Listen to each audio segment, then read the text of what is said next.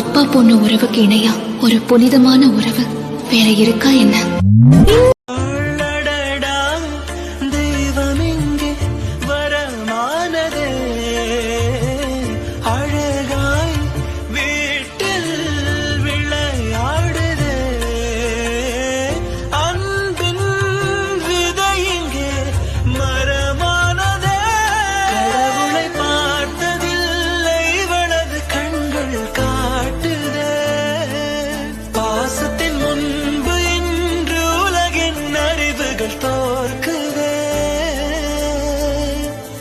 விழியோரம் நீரம் வந்து குடை கேட்குதே ஆரிரோ ஆராரிரோ இது தந்தையின் தாலாட்டு.